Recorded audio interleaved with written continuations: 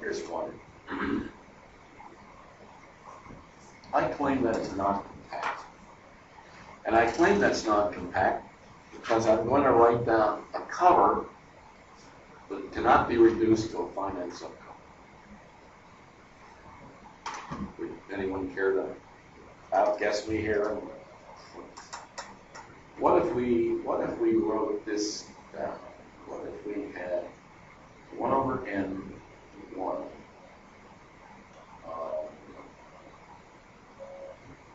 plus 1. That's my family. There's an infinite number of these.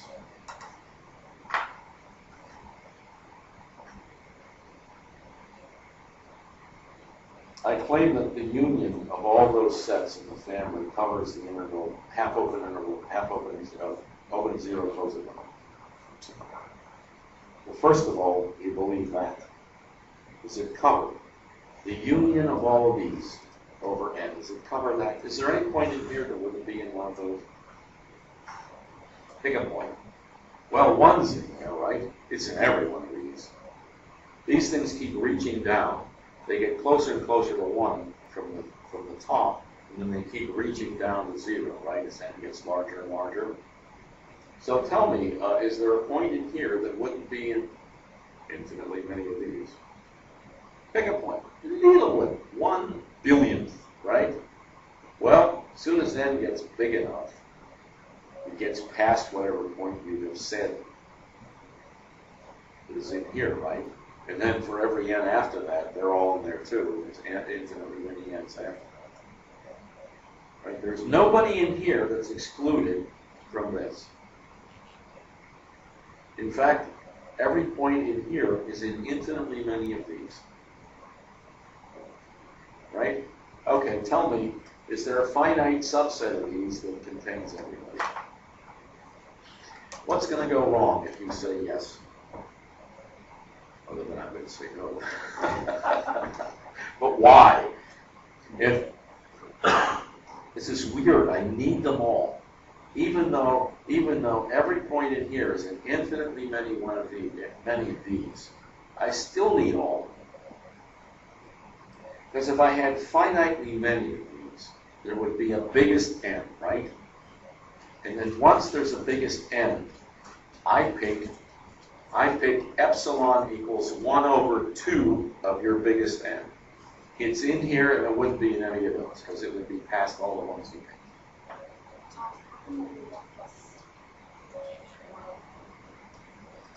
It's an open set. It's an open cover. I'm covering this. I could make that 15 if you want.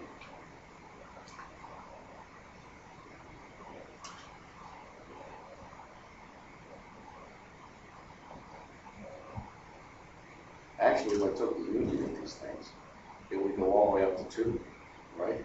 Open at 2, and n is 1. So the first one would go from 1 to 2, and the next one would go from 1/2 to 3/2, and then they would kind of ratchet their way down. And they would always, everybody has 1 in it. In fact, any number in here that you care to write that is in infinitely many of these. But you cannot give me only a finite collection of these that will cover this. Therefore, this is what? Not compact. Slight change. What if I close this off? This wouldn't cover that, right? Because this never gets to 0. So I would have to do something like this, but a minus 1 over n. Now it covers it, right? All right, now would there be finitely many of these that are covered? Well, how about one of them? N equals 1, right? See what a difference a round bracket or a square bracket can make? So in general, open sets or half-open sets aren't compact, but close and bounded sets are. Even if you have a closed set, if it's not bounded, it doesn't have to be compact. how about the set of natural numbers? That's closed, isn't it? Contains all its limit points because there aren't any limit points. Right? But there's infinitely many of them. They just keep marching out to infinity there. What would you propose if an open cover of n would be, let's see, what should we, how about this, n minus a half, n plus a half, right? That's an open set. And the family is n in n. Is that's, none of these intersect, right? They go from the half points, and they cover every positive integer. So they cover n. Which one would you get rid of? Right? You know, that everyone is needed to cover something. So the unboundedness of n, even though there aren't any limit points, that's not the issue here. The problem with this one was 0 is a limit point, and it wasn't in the set. Here, there aren't any limit points, but the thing's unbounded. So if you have an open cover that you're just stitching together to cover all these things, you can't get rid of anything. Everything's essential. So what are the two things that go wrong? If it's not closed, it can't be compact. And if it's not bounded, it's not compact. That's going to turn out to be the converse of the Heine-Borel theorem. Because it will turn out that being closed and bounded for real numbers is sufficient for compactness. And what we've just shown here is it's necessary as well. Because if you take away either one of closedness or boundedness, you may have a non-compact set. So we've proved the necessity direction of Heine-Borel. The hard part is the sufficiency. So let's not. I guess I should stop talking. Let's address the sufficiency on Thursday, and then we'll do Heine's theorem, and we'll then prove the Cauchy integrability criterion, and do the convergence theorem, where you can, if you have a sequence of functions, and you'd like to commute integration with taking limits, you may do that under certain circumstances. Do you know what the circumstance is? It's uniform convergence, right? What's the famous test for uniform convergence? Somebody's name that we're talking about here. Cauchy, I think. Weierstrass, right? I came across that. M for max. You find constants that dominate the function absolutely. If the constants form a series that converges, then you have uniform convergence. And then you can commute. You then can do things like integrate term by term. The guys back in the good old days would just, out of hell with it, we're integrating term by term and hope for the best. You know? They did a lot of stuff that later turned out to be okay.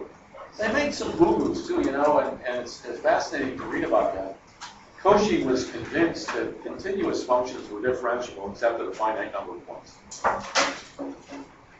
And it was very embarrassing to find out that most real value functions are the continuous ones. Most of them are nowhere differentiable. It's not like they're just not differentiable at a point. It's they're nowhere differentiable. And that example is done in this chapter, I think. Not by the guy that credits it. There's a Dutch mathematician, famous Dutch mathematician by the name of Van der Waals, who invented a great construction, which we'll go through, for a continuous, nowhere differentiable function. When you tell the calculus group, when you're teaching calculus, and you say, well, continuous function means you can draw the graph without lifting the pencil. And differentiable means you know what direction to move the pencil to draw the graph. What do you tell them if it's a continuous, nowhere differentiable function? What the hell are you doing that? What do you do? It's like, I know the pencil should be on the paper, but I don't know what to do now. Right? What direction do I go? The derivative is not defined. And yet, I must move on. What did Omar Khayyam say? In that regard? Who students of this? Omar Khayyam. Okay. When pen misread, volunteer, a word can wipe out, etc. Said, well, I'm a little bit weak on my Arab poetry, but it's a famous quote. Look it up. Okay, sorry. Anyway, so what have we done? We proved the nested interval theorem, Cambridge intersection theorem. We proved the Bolzano-Weierstrass theorem. We're going to prove Heine-Borel and Heine's theorem, same guy, German, late 19th century. You cannot really legitimately prove Cauchy integrability without having Heine's theorem. So that was 60 years after Cauchy did it. So he winged it.